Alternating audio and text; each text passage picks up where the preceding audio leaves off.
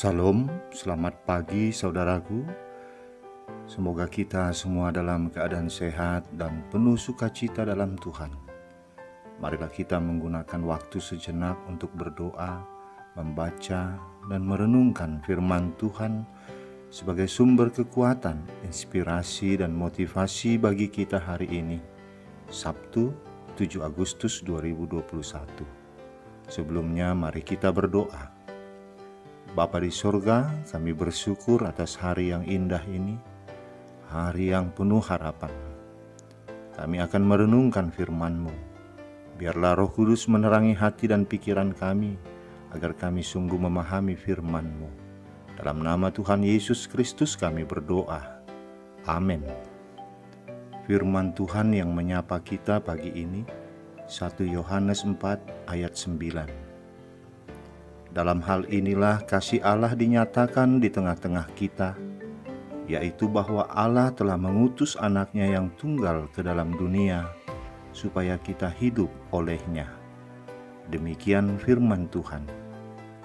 Saudaraku, konon lebih dari 1000 tahun yang lalu, hiduplah seorang pemimpin pergerakan rakyat di daratan Eropa. Dalam perjuangannya, ia selalu menyingkir masuk keluar hutan. Saat itu musim dingin, daerah hutan tempat mereka berkemah dipenuhi dengan salju. Perbekalan mereka semakin menipis. Beberapa orang penduduk yang mengikutinya mencuri beberapa makanan itu. Lalu pemimpin itu membuat sebuah aturan bahwa setiap orang yang ketahuan mencuri akan diikat di tengah-tengah lapangan pada sebuah tiang dan dihukum cambuk 50 kali. Diikat di tiang itu selama 1 hari 1 malam. Sejak saat itu tidak ada lagi yang berani mencuri perbekalan mereka. Karena pemimpin ini dikenal sangat adil dan berwibawa. Apa yang telah dia putuskan, maka itu akan dilaksanakan. Pada suatu hari anak buahnya melapor kepadanya bahwa telah tertangkap seorang pencuri yang mencuri perbekalan makanan mereka. Lalu sang pemimpin menyuruh mereka membawa pencuri itu ke hadapannya. Tidak lama kemudian, pencuri itu dibawa menghadap pemimpin. Saat kerudung yang menutupi kepalanya dibuka, sang pemimpin begitu terkejut, sebab yang telah mencuri perbekalan mereka itu adalah ibu kandungnya sendiri. Dia lama terdiam sambil menatap ibunya yang dari tadi hanya menunduk saja. Semua prajurit dan beberapa rakyat yang menyaksikan terdiam menunggu keputusan sang pemimpin. Akhirnya pemimpin itu angkat bicara, lalu dia mengatakan, "Persiapkan tali dan tiang di tengah-tengah lapangan." Walaupun saat itu hujan salju turun begitu deras, tidak ada yang berani membantah. Beberapa prajurit tetap melaksanakan perintah. Mereka menggali tanah dan menancapkan tiang di tengah-tengah lapangan dan mempersiapkan tali untuk mengikat. Lalu dia memerintahkan agar semua penduduk keluar dari tenda masing-masing menyaksikan apa yang akan terjadi. Mereka berjalan ke tengah lapangan menuju tiang itu. Lalu dengan tangannya sendiri ia mengikatkan tali di tiang itu dan melirik kepada ibunya.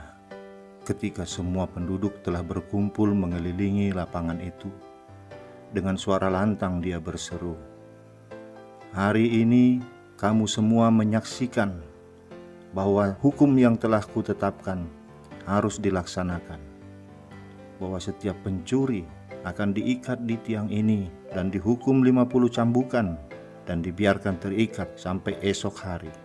Lalu dia memanggil seorang prajurit dan berkata kepadanya, "Ikatlah tanganku di tiang ini dan cambuklah aku 50 kali dan biarkan aku sampai besok di sini." Sebelum tubuhnya dicambuk, dia menatap ibunya dan berkata, "Ibu, engkau tahu aku pemimpin yang adil. Apa yang telah kuputuskan harus kulaksanakan. Tapi engkau juga tahu aku begitu mengasihimu. Maka biarlah aku yang menanggung kesalahanmu."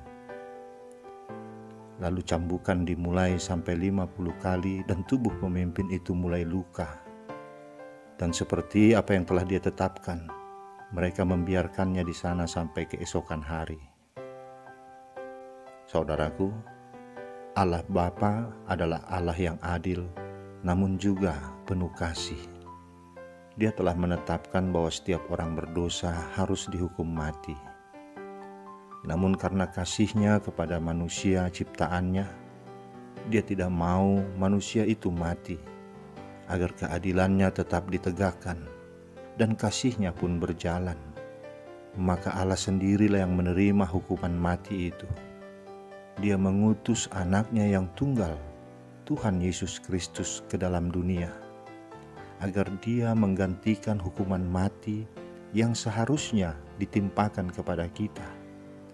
Oleh kematian Yesus Kristus, kita menjadi hidup. Saudaraku, kita bisa bebas dari hukuman oleh karena Allah mengasihi kita. Karena Allah begitu mengasihi kita, maka kita juga harus mengasihi Dia dan mengasihi sesama kita. Hanya jika kita mengasihi sesama kita yang kelihatan, barulah kita dapat mengasihi Allah yang tidak kelihatan. Dengan mengasihi sesama kita, itulah wujud nyata bahwa kita mengasihi Allah. Amin, kita berdoa. Bapa di surga, oleh karena kasih-Mu kepada kami, Engkau telah menanggung beban dosa yang seharusnya kami tanggung, melalui pengutusan anak-Mu Tuhan Yesus Kristus ke dunia ini. Dia mati agar kami hidup. Karena itu Bapa, kami tidak mau menyia-nyiakan kematian anak-Mu Yesus Kristus. Biarlah kami mengisi kehidupan kami sebagai gambaran kasih-Mu yang sejati. Kami mau mengasihi sesama kami. Kami mau mengasihi musuh-musuh kami dengan mengampuni mereka dan mulai mengasihi mereka seperti Engkau mengasihi kami. Ampuni kami jika selama ini kami menyimpan amarah dalam hati kami kepada sesama kami, menyimpan dendam berkepanjangan. Kami mau melepaskan itu semua Bapa, agar hati dan pikiran kami tulus dalam mengasihi. Beri kami kekuatan dengan Roh-Mu yang kudus untuk melakukan semua itu. Dalam nama anak-Mu Tuhan Yesus Kristus kami berdoa. Amin. Selamat beraktivitas saudaraku.